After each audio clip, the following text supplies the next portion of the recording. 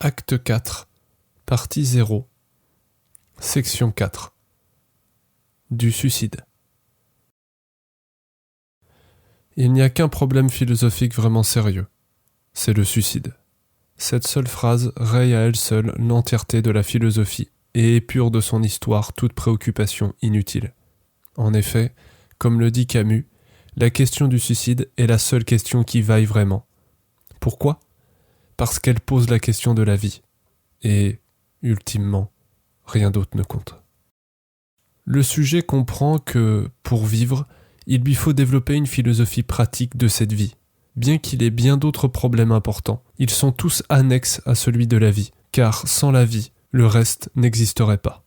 Tout autre problème, qu'il soit politique, économique, domestique, amoureux, pratique, éthique, et toutes les catégories que l'on pourra inventer, tous ces problèmes, dis-je, ne se réduisent ultimement qu'à cette seule question. Dois-je continuer de vivre, oui ou non ? Toute philosophie sérieuse doit nécessairement se rapporter à la pratique de la vie, c'est-à-dire que toute philosophie sérieuse doit premièrement répondre à cette question. Si elle ne le fait pas, elle n'est que du vent. Mais avant tout, je voudrais d'ores et déjà me défendre d'un argument que je vois poindre avec la même clarté que m'apparaissent les rivages de la mort. La morale populaire définit communément ceux qui parlent de la mort comme mauvais, et ceux qui parlent de la vie comme bons. La raison en est que, dans leur idée, la vie est bonne et la mort est mauvaise. Si donc un individu n'est pas ostensiblement contre l'idée de la mort, on dira qu'il en est le complice, ou que, d'une manière malsaine, il en éprouve un amour pervers. Mais la vérité a ceci de particulier qu'elle fait fi des morales populaires et s'impose à nous par la force de la nécessité.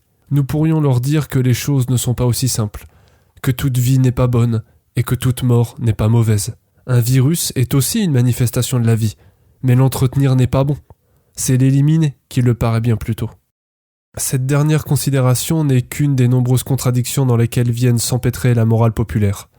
De la même façon, quand la vie devient un supplice et la mort une libération, c'est celui qui maintient l'individu dans la vie qui apparaît comme un bourreau, et celui qui cherche à l'en extraire qui apparaît comme un sauveur. Je dirais, moi, que le suicide s'affranchit des considérations morales des masses pour lesquelles d'ailleurs il a un profond mépris. Son idée s'impose à nous comme une nécessité. Nous sommes à ce degré de la réflexion où les considérations morales habituelles n'ont plus leur place. Le fait de vivre en pose nécessairement la question. Le suicide n'est pas un mal en soi. Il ne le devient que lorsqu'il est subi comme une nécessité, c'est-à-dire lorsqu'il n'est pas libre. Il ne faut pas chercher à maintenir la vie coûte que coûte par le déni entier de la mort auquel nous pousse la morale vulgaire, mais accepter sa réalité. Il n'est pas dans notre droit de refuser à quiconque le droit de la mort, mais il est dans notre devoir d'inviter chacun à la réflexion afin qu'il soit certain que ce choix soit véritablement libre et non le produit d'une nécessité qu'il subit.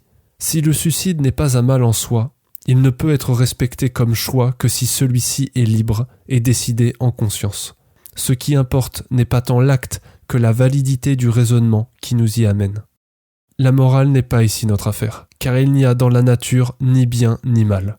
Le mal est purement propre au jugement du sujet et provient de la mauvaise articulation de ses jugements qui l'incitent à des actions qui ne sont pas conformes à la raison. Il ne s'agit donc ici ni d'inciter ni d'éviter, mais de se confronter à cette question le plus franchement possible. Je ne dis donc pas au spectateur « vous devez mourir », ce qui serait risible. Je ne lui dis pas non plus « vous devez vivre », ce qui serait également ridicule. Je lui dis « vous avez maintenant l'idée de la mort, et vous me dites que vous voulez mourir. Soit. Je ne connais pas les raisons qui vous ont conduit à cette conclusion, ni n'ai décemment le droit de vous empêcher de vous tuer, si c'est ce que vous voulez vraiment. Je vous demande simplement d'examiner la question complètement afin d'être sûr et certain que c'est bel et bien ce que vous voulez. Il serait bête de perdre sa vie pour une simple erreur de jugement, vous ne pensez pas ? Je n'incite à rien, je n'ordonne à rien. Je ne fais ici que des suggestions et livre des réflexions qui se déduisent de cette question qui s'impose à nous. Il s'agit de s'assurer que, chez un individu, sa survie n'est pas due à une incapacité à se tuer, ni que son suicide soit le résultat d'un laisser-aller à une émotion éphémère, mais que sa survie soit le choix délibéré de vivre, et son suicide, le choix délibéré de mourir. Le spectateur est libre de s'y référer ou non, d'y méditer autant de temps qu'il le souhaite, et, une fois qu'il estimera avoir fait le tour de la question, il fera son choix en conscience. Mais quelle que soit sa décision, il ne pourra désormais plus se lamenter de subir ce qu'il vit, car ce qu'il vit, il l'aura choisi. Et sa décision sera le produit délibéré de sa volonté libre et des pleines lumières de sa raison. Mais s'il en était qui voudraient m'attribuer une culpabilité quelconque, je leur adresserai seulement ces quelques mots. Nier le suicide, c'est en alimenter la puissance. Le seul remède contre lui est d'y faire face. De tout ce qui se trouve ici, je ne le dirai nulle part ailleurs, car il y a des vérités impropres au domaine public et incompatibles avec la morale populaire, car le salut public exige que l'on mente à tous. Non pas par volonté pernicieuse, mais pour la simple raison que, étant donné que les hommes sont incapables de se déterminer eux-mêmes, ils ont constamment besoin d'être tenus à la laisse par les idées d'un autre. Cet autre ne peut donc en toute conscience s'autoriser à guider le troupeau à sa perte, même si, pour cela, il occulte consciemment de graves difficultés qu'il espère ne jamais être découvertes par ceux à qui il ment. Mais mettre de la poussière sous le tapis, ce n'est pas faire le ménage. Et dissimuler un problème, ce n'est pas le résoudre.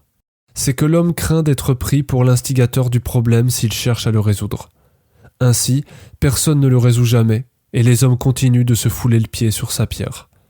À vrai dire, ce n'est pas qu'il ment, c'est qu'il ne peut se permettre de dire la vérité, car tous les individus ne sont pas investis du désir de vérité. Les gens veulent des réponses, oui, mais des réponses faciles, immédiates et confortables. Or, l'absurde n'est pas ainsi. Et celui qui se mettrait en quête de résoudre les problèmes qu'il implique doit savoir qu'il s'exposera à 3 tribulations principales.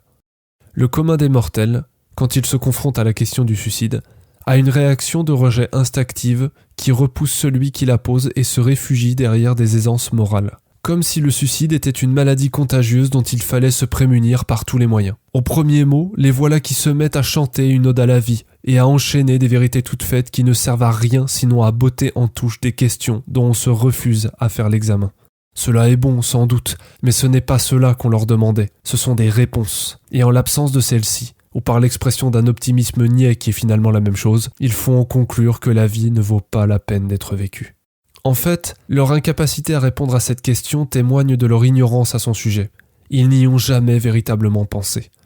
Ils recouvrent leur ignorance d'un voile commode de morale qui dresse un mur confortable entre eux et l'autre, terrifiés qu'ils sont à l'idée que, peut-être, il aurait raison. C'est pourquoi ils concentrent tous leurs efforts au bon maintien de ce mur, car, une fois ébréchés, les voilà aussitôt qu'ils doutent eux aussi de la valeur de cette vie, dont ils ne cessent de faire l'éloge. Mais face à la logique froide qui amène au suicide, les arguments moraux font pâle figure. On dit au sujet que c'est mal, que ce serait une erreur, que ce n'est pas la chose à faire, ou qu'il y a dans la vie encore tant de choses de bien à vivre, comme si cela changeait quoi que ce soit. Répondre cela, ce n'est rien répondre. Face à cette absence de réponse, le sujet comprend alors que personne ne le comprend, que les autres se parlent pour ainsi dire à eux-mêmes, qu'ils parlent non pas pour le convaincre, que pour se convaincre eux-mêmes. Il comprend également qu'il leur fait peur, et bien pire encore, qu'il les dégoûte. Il comprend alors qu'il est seul et démuni. Et plus il en parle, plus il voit le dégoût sur les visages des autres, plus il comprend qu'il y a certaines choses dont on ne parle pas en public, plus le malaise s'installe, et plus il se tait. Et ce qui pourrait lui permettre d'être aidé, il l'enferme au fond de son cœur, car personne ne veut lui donner cette main dont il a tant besoin. Sous de nobles auspices de grande vertu, en définitif, l'autre ne l'aide pas. Cet élan de moralité niaise face au suicide est surtout pour eux un dédouanement confortable face à la responsabilité qu'impose l'action. Il permet de garder les mains propres. Malheureusement, les bonnes intentions dépourvues d'action n'ont jamais aidé personne. Il le laisse donc dans son questionnement. Il le laisse seul face à l'idée de la mort et entièrement démuni face au problème du suicide. Quelle en est la conséquence ? La mort, bien sûr. Les voilà qui s'empressent près du cercueil et qui se mettent à pleurer. Et les revoilà enchaîner les vérités toutes faites, emplies de morale niaise et facile. Oh, quelle tristesse ! Oh, si seulement on avait su ! Si seulement il y avait eu des signes ou le moindre murmure ! Mais comme dit l'autre, certes il y a eu des signes, mon cher ami fuyant, et bien plus que des murmures. Mais tout cela, ils ne l'ont pas vu. Ils savaient mais n'ont rien fait. Ils ont choisi de ne rien voir, car ils ne voulaient pas s'en mêler. En vérité, ils l'ont laissé mourir. Sa mort témoigne de leur culpabilité, car s'ils avaient été là, ils ne seraient pas morts. Ultimement, ils finissent leur litanie en disant « Ce sont des choses qui arrivent, il n'y avait rien que je puisse faire ». Et ils retournent ainsi, confortablement à leur vie quotidienne. À peine ils se couchent, que déjà ils oublient. Si seulement ils savaient combien peu il faut pour sauver une vie. Si seulement ils savaient que, pour cela, il suffit d'être là, car c'est la voix des personnes que l'on aime qui nous arrache aux ténèbres. Seulement cela. Et cela seul, ils ne sont même pas capables de le donner. Et les quelques mots qu'il faudrait dire pour le sauver, ils ne sont pas même prêts à les dire. Finalement, tout cela a une raison très simple. La raison en est que, tout simplement, malgré tout leur discours sur la charité et la bonté, la vérité est qu'ils ne pensent qu'à eux. Le sujet se détourne alors des figures de chair qui sont impropres au genre de questionnement qui le préoccupe maintenant. Il se plonge dans les livres et les discours et se dirige vers ceux qui prétendent connaître le sujet. Mais là encore, il ne trouve rien que poussière et vanité. Il voit dans ces multiples théories des réflexions à ce point éloignées de la réalité qu'il en vient à se demander si tous ces grands intellectuels y ont jamais été vraiment confrontés. Et que ce n'est pas plutôt une excuse pour vendre leur papier. En fait, il se confronte sensiblement à la même chose qu'avec les êtres faits de chair. Quand ces grands penseurs se confrontent à l'idée du suicide, il leur vient une sorte de réflexe moral urticant qui leur fait rejeter d'un geste tout ce qu'elle implique. Ils cherchent alors à en nier l'idée par tout un raisonnement théorique qui ne démontre rien que leur profonde ignorance du sujet. Ils diront par exemple que le fait de faire ce qui ne permet plus de rien faire est une action en soi, et cela démontre que la personne, d'une certaine manière, continue de désirer de faire. Un autre explique que l'amour de nous-mêmes nous voue à la survie et que nous sommes responsables de l'autre comme de nous-mêmes dans nos actions. Par conséquent, nous ne devons faire que ce dont nous pouvons universaliser la maxime. Ainsi, se tuer est mauvais car on ne peut exiger que tous se tuent comme nous, ou autre chose semblable. Et cela devrait prouver je ne sais quelle absurdité. Toute la science de ces grands intellectuels est insuffisante pour répondre à cette question. Pourquoi devrais-je vivre ? Dois-je vivre, oui ou non ? Car les hommes se désintéressent du problème de la vie, et c'est cela qui les condamne tous. Étrangement, face à cet élan généralisé de déni, face à ces réponses insuffisantes, on semble davantage convaincu d'être dans le vrai en voulant se suicider que ceux qui tentent pourtant de nous en dissuader, quand bien même nous n'avons rien fait d'autre que de poser des questions.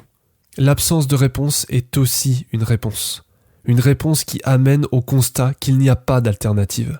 Et si le suicide était au début une intuition vague, c'est la confrontation à l'insuffisance des hommes à son égard qui l'amplifie et finit par l'imposer comme un ordre impérieux. Nier le suicide ne fait que l'alimenter, et en nier l'importance, c'est en renforcer la puissance. Voilà pourquoi il faut nécessairement en poser le problème et laisser les hommes choisir. À cela, j'ajouterai ceci. Le suicide n'est pas une maladie. On me reprochera de tenter de m'improviser scientifique, de me croire médecin.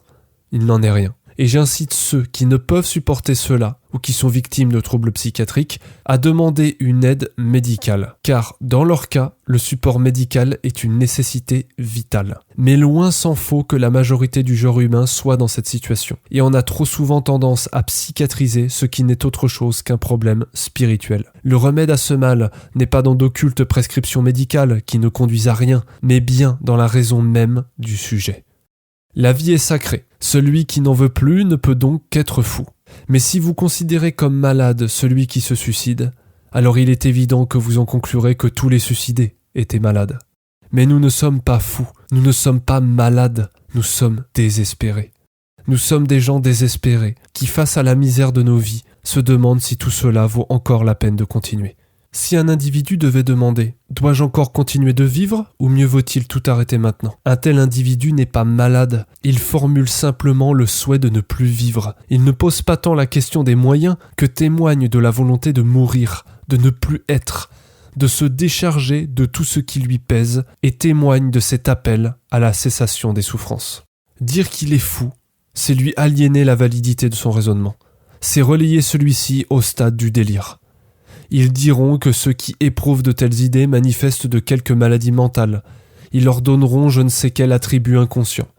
on les renverra vers un psychologue qui leur conférera des substances en tout genre, qui tendra bien plus à aggraver ces symptômes qu'à véritablement les guérir. Au final, on finit par leur recommander de trouver des amis, des amours, ou à défaut d'aller respirer le parfum des fleurs.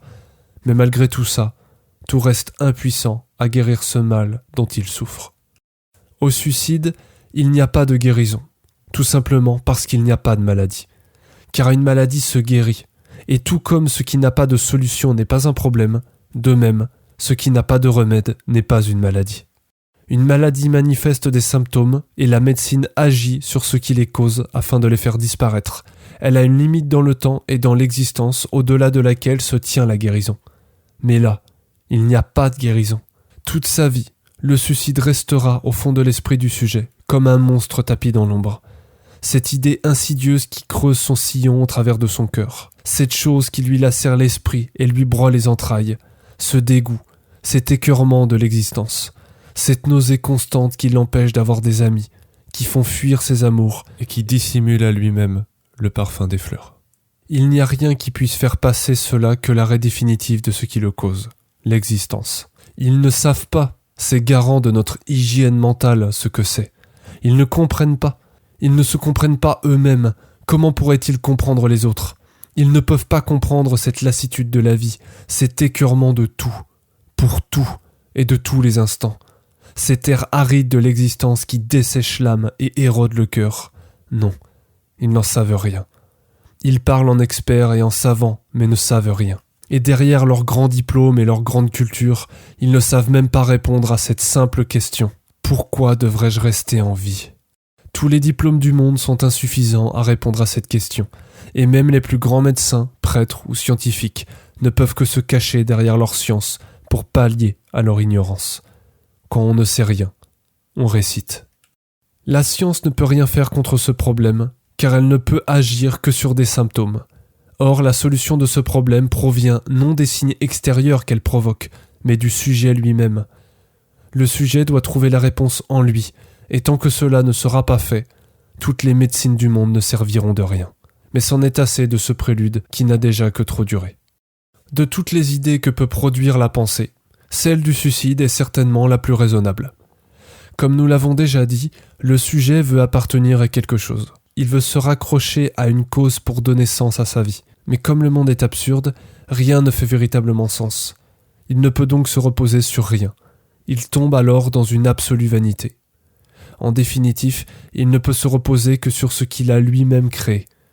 Mais comme ce qu'il crée ne repose sur rien, tout ce qu'il peut faire a toujours un arrière-goût d'amertume, et est toujours le produit d'une petite graine de folie. La nécessité de sa vie l'oblige à la folie. Vivre, c'est déjà un peu croire, et croire, c'est être déjà un peu fou. Le choix de la vie est de se battre pour cette folie, ou de mourir par refus de sa raison. La raison semble ne pas avoir de prise dans le monde des vivants, et c'est pourquoi le suicide est certainement l'idée la plus raisonnable qui soit.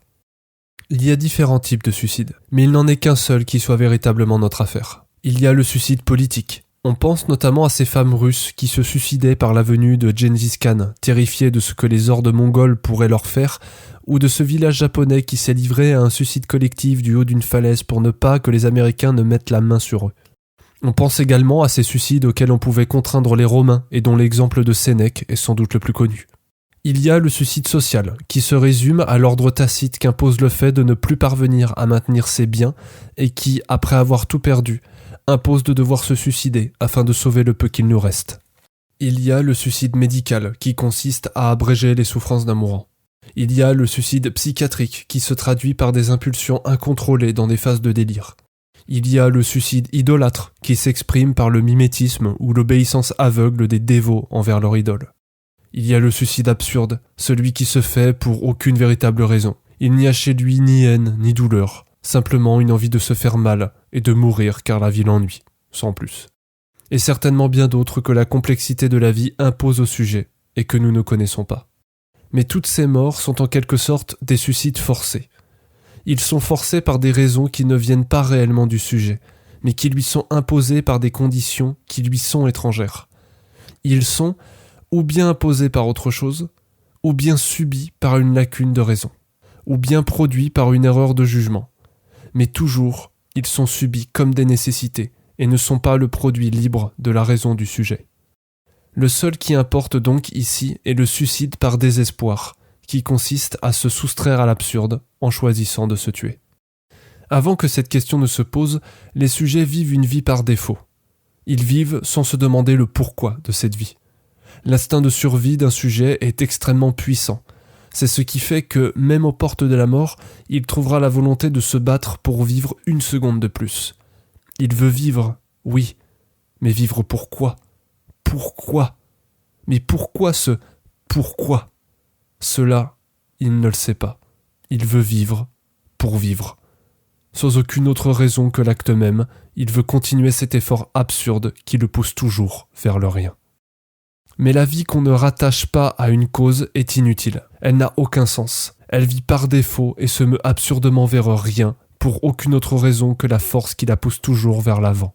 Mais le sujet ne peut vivre sans raison. Il croit qu'il le peut quand il n'a pas le sentiment de son absence et que font encore effet sur lui les illusions dans lesquelles il se projette. Il lui faut une raison. Mais dans un monde absurde où tout est vain, quelle idée peut être sa raison de vivre ? Cette raison de rester en vie. Si le monde est absurde, alors pourquoi vivre ? L'existence est la cause de tous les maux. Pourquoi encore y persister ? À quoi cela sert de vivre ? Quel est le sens de la vie ? Ces questions sont en elles-mêmes absurdes, mais cela importe peu. Ce sont des questions spontanées. Elles viennent ainsi à l'esprit, et le sujet formule un mal-être par les mots et les idées qui lui sont accessibles. Peu importe si ces idées sont rigoureuses ou non, c'est ainsi qu'elles se présentent à lui, et c'est ainsi qu'il doit tenter de les résoudre. C'est un acte terrible que de douter de la valeur de la vie. Le vivant tient le vivant pour sacré. Il prend pour fou celui qui en vient à douter. Il dit que la vie a une valeur absolue, que c'est quelque chose que nul ne peut nier. Mais en quoi la vie prend-elle de la valeur ? En quoi consiste cette valeur ? Résumons ce que nous avons vu. L'esprit tourne autour de la certitude comme un satellite en orbite autour d'un corps plus grand. Le sujet détermine ses idées en rapport à cette certitude, son but par rapport à ses idées, et ses actions par rapport à son but. Toute la signification de ce qu'il fait se mesure alors au degré de rapport que ses actions entretiennent avec son but. Que l'acte même soit le but en soi de l'acte entrepris, cela n'a aucun sens pour lui. Il ne peut comprendre le sens de ce qui ne se rapporte à rien ou de ce qui ne se rapporte qu'à soi. C'est pourquoi nous avons dit qu'il avait un esprit marchand. Mais comme le monde est dépourvu de fins objectives qui viendraient déterminer le sens d'un phénomène, nous disons qu'il est vierge de sens, autrement dit, qu'il est absurde. Ainsi donc, il ne contraint à aucune fin en général, sans pour autant valider aucun but en particulier. Tout but, toute fin, toute idée, toute entreprise impose l'institution d'une subjectivité qui ultimement ne repose sur rien d'autre qu'elle-même et ne dépasse jamais l'horizon de son propre intérêt. Si tout est absurde, tout est vanité et poursuite du vent. Le sujet trouve parfois un réconfort dans le travail pour la postérité ou pour un quelconque héritage. Mais que reste-t-il quand tout s'évanouit ? Que se trouve-t-il au bout de cette chaîne ? Que se produit-il quand la nuit s'étend de toute son ombre sur la face du vivant ? Il n'y a plus ni lumière, ni vue, ni témoin, ni pierre, ni mur, ni œuvre, ni cathédrale. Il n'y a plus de rire, plus de joie, plus même de poussière. Il n'y a plus rien. Face à cet océan d'absurde et ce mur de vanité, le sujet en vient alors à cette seule conclusion. La seule chose qui soit, son cogito existentiel, la seule certitude qu'il puisse jamais avoir, est le néant. Il faut donc déterminer ses actions sur cette seule certitude, sur cet ultime horizon que le sujet entrevoit quand il regarde au loin, le néant. Ainsi, le seul acte qui fasse véritablement sens est la mort. L'absurde du monde ordonne au suicide. Voilà le seul sens véritablement objectif de ce monde absurde. Malgré la complexité d'un tel raisonnement, celui-ci s'exprime pourtant au travers d'une logique élémentaire fort simple. Au fond, on peut résumer ce raisonnement par un simple syllogisme. 1. Je ne peux vivre sans sens. 2. Or, le monde n'a pas de sens. Conclusion. Donc, je me suicide.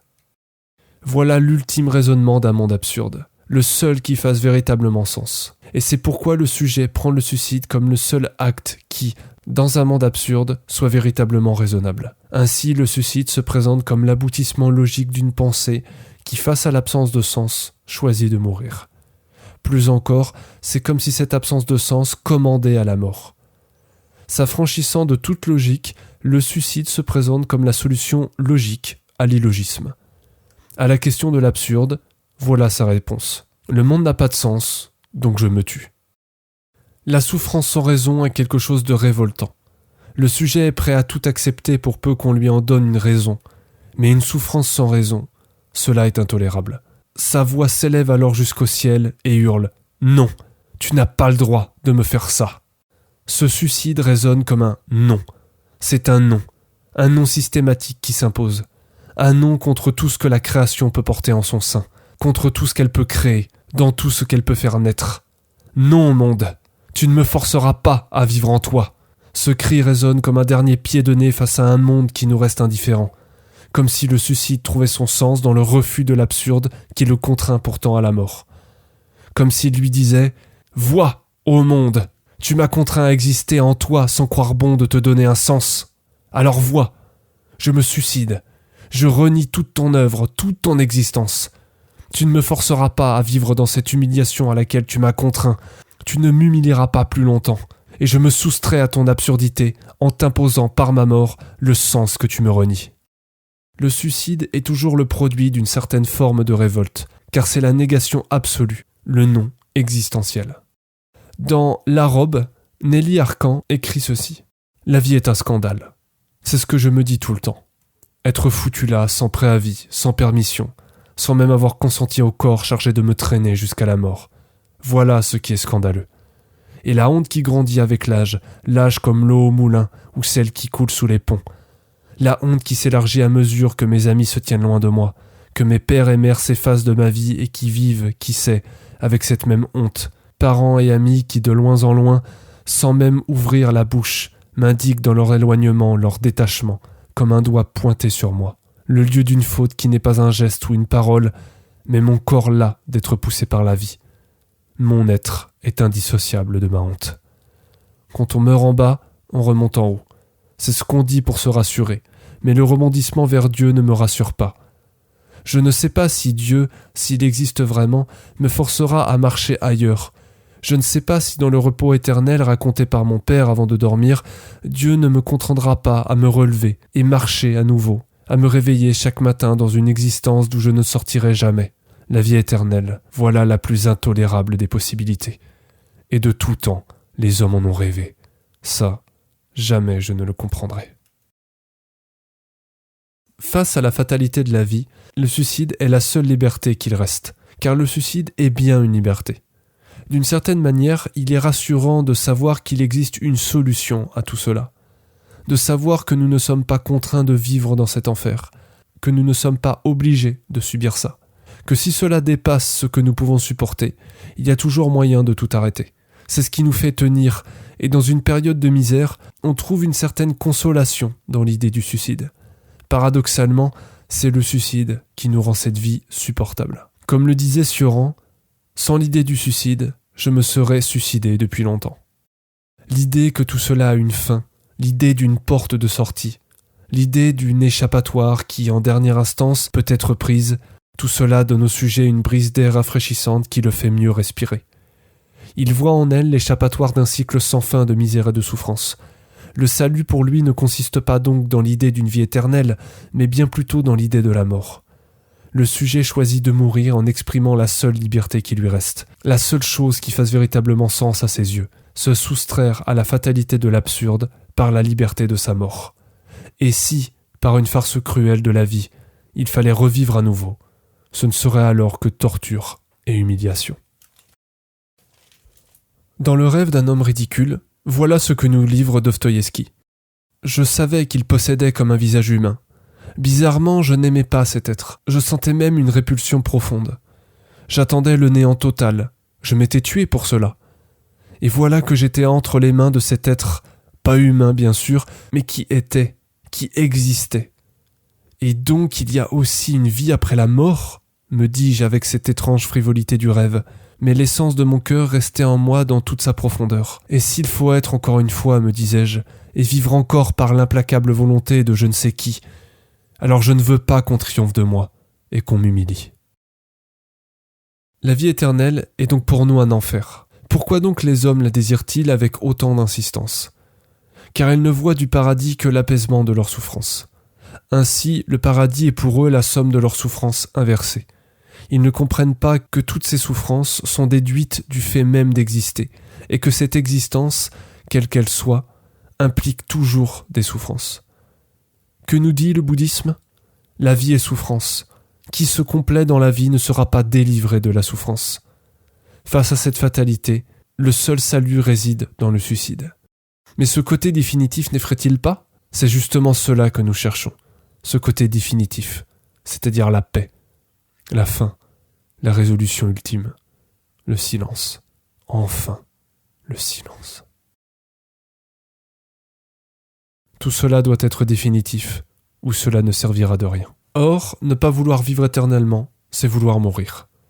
En vérité, on ne se suicide pas tant par désir de la mort que par dégoût de la vie, pour faire cesser ce cycle sans fin de souffrance dans lequel on est enfermé.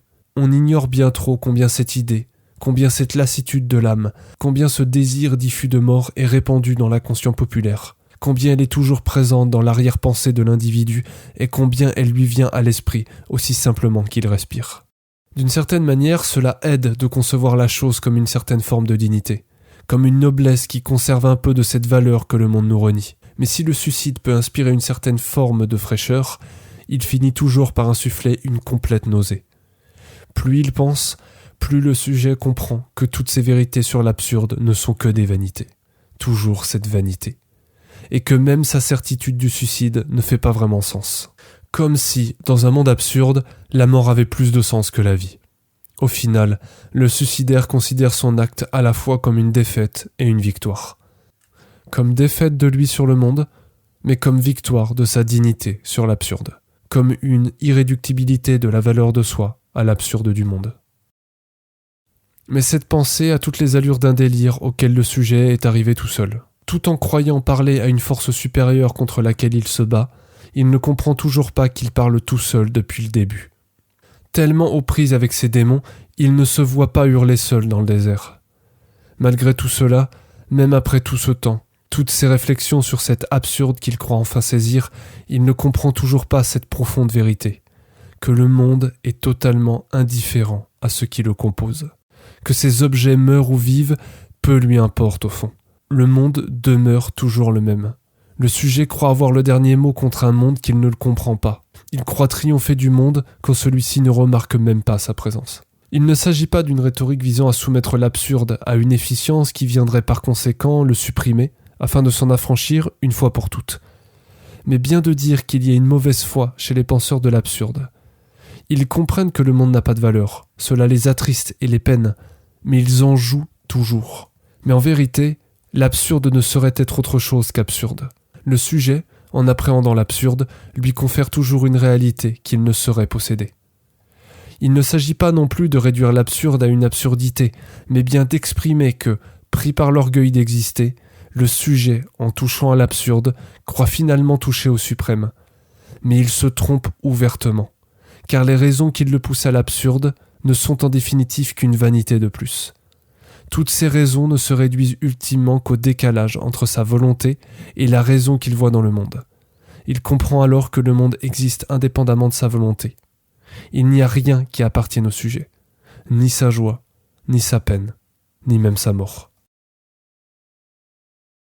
Dans un monde absurde, même le suicide ne fait pas sens. Le sujet se découvre alors dans une cage d'absurdité qui ne lui laisse aucune porte de sortie et dans laquelle il est constamment écœuré. Sa naissance est sa faute première, et il n'est rien que la mort qui puisse expier cette tare originelle. Et bien qu'il invalide l'acte même de sa liberté, ce non-sens est un argument de plus en faveur de sa mort. J'exècre cette vie qui me contraint à me salir, et ce monde éternellement imparfait. Je ne veux pas y vivre, et si ma mort ne fait pas plus de sens, alors je sacrifie la dignité de ma mort à ma mort seulement. Et puisque le monde n'a aucun sens, alors je fais ce qui est le plus adéquat à sa nature, c'est-à-dire quelque chose qui n'aura aucun sens, et je quitte ce monde dans un dernier soupir, qui aura été pareil à la nature profonde de toute chose, c'est-à-dire absurde. Dans une harmonie étrange, tout émerge et tout prend fin dans une absolue absurdité. Camus disait : Mais pourtant, les paysages spirituels où ils s'ébranlent, nous les reconnaissons pour identiques.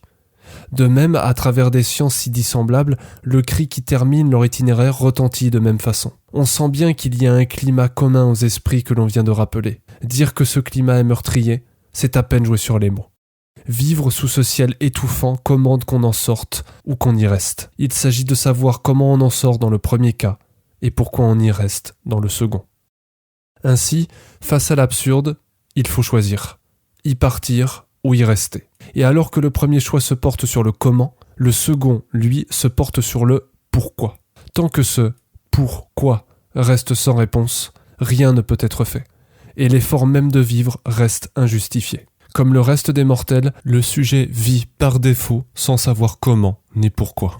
Pour vivre, il doit trouver dans le monde la raison de sa vie, ou choisir de partir face à l'échec de sa recherche. Il faut alors au sujet entreprendre l'examen de sa vie afin de décider en conscience du contenu de son choix. Sa première idée est de comparer le nombre de points positifs et négatifs. Si les nombres de points positifs sont supérieurs, il fera le choix de la vie. Mais si les points négatifs prévalent, ce sera la mort qu'il faudra choisir. Mais cet examen est absurde. Le choix de la vie ne peut pas se faire par la mise en balance des points négatifs et positifs, comme un calcul mathématique ou une simple balance de produits marchands. Un point ne peut pas être supérieur ou inférieur à un autre tout simplement parce qu'ils ne sont pas équivalents. Les points ne sont pas égaux entre eux. Ils ne se valent pas comme il pourrait être le cas avec des unités qui auraient toutes la même valeur. Il ne peut alors que livrer ce qu'il a sur le cœur et espérer que la tempête de son âme laisse place à un ciel clair et dégagé. Quand il observe le monde, quand il fait l'expérience de la vie, tout ce qui peut lui venir est un profond sentiment de dégoût, emprunté à une certaine impression de ridicule. Il vit et voit que la condition humaine est pathétique, ironique et pitoyable. Que tous sont bercés par l'idée de leur salut. Que tous ont un idéal qui les tend vers un but à atteindre qui justifie tout ce qu'ils font et qui, ultimement, ne se rapporte à rien. Tout cela est pitoyable. La condition humaine est prise dans un cycle qui la pousse à toujours devoir réitérer les mêmes erreurs et à redire les mêmes choses. Elle est prisonnière dans un cycle sans fin des mêmes vices. Les enseignements du passé et les leçons tirées des erreurs seront oubliés, recouverts par le passage des âges, et tout recommencera comme au premier jour. Tout cela est ironique et pathétique. Le sujet vit et ressent toujours dans le cœur cette culpabilité diffuse, cette honte de soi qui lui ronge les entrailles, lui bombarde l'esprit pour lui ordonner de se jeter du haut d'un bâtiment, de s'ouvrir les veines ou de se fracasser la tête contre un mur. Ce sentiment insupportable avec lequel il ne peut vivre et qu'il doit pourtant subir à chaque instant. Il vit et voit cette vérité hallucinante. Il apparaît que la vie ne parvient tout simplement pas à se maintenir et que son principe est aussi étranger à son état que si c'était tout autre chose. La vie ne parvient pas à conserver son état de santé et doit constamment se battre contre elle-même pour se maintenir. Il voit que le monde est impropre à la vie même qui le rend nécessaire, comme si la vie n'était au monde que pour souffrir de son imperfection par rapport au reste. La vie n'est pas cette éternité qu'on nous présente sans cesse. Dût-elle tenir des éons et des éons, elle restera toujours ce murmure inaudible, ce soupir fébrile, cette étincelle vacillante, cette chose instable à l'équilibre branlant, dont il faut toujours colmater les brèches et qui se trouve à ce degré d'instabilité que c'est un miracle qu'elle ait pu se maintenir ne serait-ce qu'un instant. Face à cela, le sujet a l'impression d'être un acteur que l'on a mis sur scène pour le seul plaisir de l'humilier, comme si on l'y avait placé pour y mourir. L'idée de la mort germe peu à peu dans son esprit et l'absence de réponse ne cesse de la faire fleurir. La mort devient un réflexe. La vie se construit sur cet équilibre permanent qui peut se briser à chaque instant, comme un jeu auquel il ne se prête qu'avec beaucoup de peine et qu'il est toujours prêt à quitter. Il ne sait pas vraiment s'il veut mourir ou non, mais il donne sa chance à la mort. Dans une sorte de roulette russe constante, il décide d'embrasser le jeu fou du hasard. La fatalité de la misère produit en lui une sorte de spiritualité étrange. Faisons cela, et si je meurs, c'est que je devais mourir. Si je vis, c'est que je devais vivre. Quoi qu'il se passe, si cela se passe, c'est que cela devait se passer. Ne sachant plus lui-même ce qu'il veut, entièrement perdu dans un monde où même la mort perd son sens, il laisse au destin la responsabilité de décider de son sort. S'il a peur de faire lui-même l'acte de la mort, il trouvera dans le monde beaucoup d'individus qui le feront pour lui. Dans le monde des hommes, les bourreaux ivres de sang ne manquent pas. Après tout cela, comment encore défendre l'idée de la vie ? Seulement de deux façons. Ou bien comme insouciance béate, ou bien comme lutte constante. Nous verrons la première possibilité plus tard. Mais pour ceux qui font le choix de la seconde, la vie n'est plus concevable que comme une lutte sans fin contre l'absurde du monde, comme un fou qui chercherait à stopper la marée pour qu'elle n'efface pas ses dessins sur le sable, comme la lutte d'un fou se battant pour ses folies. Dans une telle lutte, la joie, l'amour, le rire, et tout ce qui faisait le bonheur simple de l'insouciance disparaissent. Le sujet ne peut alors plus rien faire d'autre qu'attendre de mourir. Écrasé sous un ciel absurde, étouffé par une terre vaine, le suicide est la seule chose qui fasse encore sens pour lui. Et c'est bien plutôt cette volonté de vivre, cet effort constant vers le rien, qui paraît absurde. Il le sait maintenant, c'est de la vie qu'il tient tous ces maux. Pourquoi vaudrait-il persister dans ce qui est la source de tous ces tourments ? Alors qu'on ne cesse de l'obliger au bonheur, pourquoi ne cesse-t-on de le contraindre à ce qui le peine ? La nécessité du suicide se dresse alors au-dessus de Dieu, au-dessus des croyances, de la logique et des sciences, au-delà même de la vie. Elle porte son regard écœuré sur tout ce qui passe sous sa vue et détruit tout ce qui peut bien lui traverser l'esprit. Son idée supplante tout. C'est pourquoi aucun argument ne peut la convaincre. C'est pourquoi tout discours lui est insuffisant. Un suicidaire ne peut être touché par aucune des valeurs de ce monde, puisque c'est précisément tout cela qu'il cherche à fuir. Tenter de le retenir par ses valeurs ou par une quelconque référence à la vie, c'est tenter de le retenir dans ce qui le fait souffrir. Face au suicide, toute parole se montre insuffisante.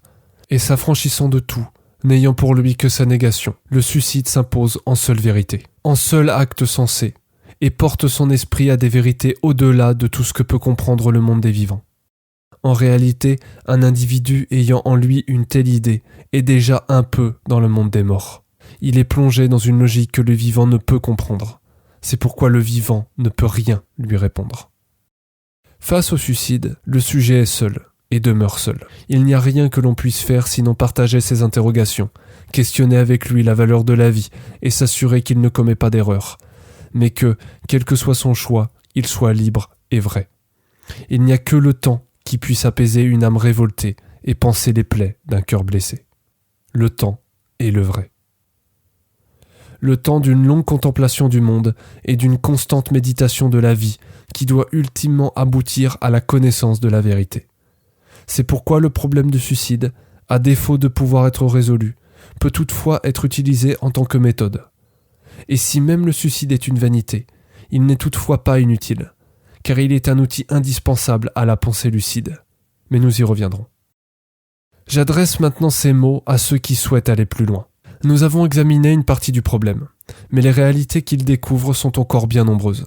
L'heure du choix est maintenant arrivée. Il appartient maintenant au spectateur de faire son choix. S'il estime que ce qu'il a vu est suffisant, qu'il s'arrête maintenant. Mais s'il estime qu'il ne dispose pas encore d'assez d'informations, qu'il veuille bien mettre en suspens son désir de mort encore un instant, afin d'aller un peu plus loin. Nietzsche disait que l'idée du suicide aidait à passer bien des mauvaises nuits. Dostoïevski disait de cette idée qu'il l'avait sauvée, parce que toutes ces questions éloignent le coup de feu. Il est vrai qu'à faire l'examen de la vie, on se retrouve comiquement à perdurer son effort. Et comme l'individu passe sa vie à en faire l'examen, la décision du suicide est toujours remise à plus tard. Mais le suicide détruit tout. Il détruit toute idée qui se porte à son regard. Il passe, strate après strate, au travers de tout ce qui a l'illusion de sens, pour nier la valeur de chaque chose. Mais s'il détruit tout, il ne peut pas régresser à l'infini. Car s'il le faisait, il finirait par détruire la condition même des valeurs, la vie, et en même temps se détruirait lui-même. Or, c'est précisément à cet instant que le suicide prend tout son sens. C'est cet horizon qu'il vise. Tant qu'il reste vivant, il se restreint à la sphère de l'examen. Et malgré toutes ces négations, il y a toujours en lui quelque chose de faux. S'il veut mourir, pourquoi reste-t-il en vie ? Ce « non » qu'il ne cesse d'affirmer ne peut donc prendre son sens qu'au bout de la négation. Le sens véritable du suicide ne réside qu'à cet instant précis où il cesse d'exister, quand il finit par se tuer. Le grand livre du suicide ne prendra son sens qu'à son point final, et c'est pour cela qu'il doit être continuellement renouvelé et alimenté en écrits féconds. C'est pourquoi il est le plus grand livre qui fut, qui soit et qui sera, car paradoxalement, ces lignes sont celles de la vie. Malgré tous ces récits et ces aventures, la plus grande partie reste encore à écrire. L'existence, c'est les temps. Les temps, c'est la nature. C'est tout ce qui est. Et tout ce qui est, dans la mesure où précisément cela est en vie. Sans cela, sans ce principe fondamental de la vie, l'existence n'est plus rien, et plus rien n'est, ni ne peut être. Je place donc la vie comme étant la valeur première, car c'est d'elle que sont déduites toutes les autres valeurs. En un mot, et dit d'une manière trop simple, si la vie ne vaut rien, rien ne vaut la vie. Si la vie n'a pas de valeur, elle demeure pourtant la condition nécessaire des valeurs des choses. Se mettre en quête de la valeur des choses, c'est donc toujours perpétuer l'effort de vie, et inversement, nier la vie, c'est nier la condition même de la valeur des choses. Si le sujet estime que la vie est insuffisante à donner sa valeur aux choses, il choisit de nier la vie même. Mais s'il croit que, en effet, la vie est la source des valeurs des choses, il choisit de vivre pour attribuer aux choses leur valeur. Ainsi, la quête de l'examen des choses ne se porte plus tant sur la recherche de valeurs que sur la pratique de la vie pour le maintien de ces valeurs. Ces dernières ne pouvant reposer ultimement que sur le seul véritable sens objectif, la vérité. Celui qui se met en quête de l'examen des choses se doit donc de préserver sa vie le temps de l'enquête, et sa recherche de sens est toujours une recherche de la vérité. Voilà donc le terme du chemin. Après avoir dépioté le monde jusqu'à l'os, rongé l'existence jusqu'au cœur, après avoir ôté tout ce qui était superflu, après avoir sondé au plus profond de la mort, ce qui reste, étrangement, c'est la vie.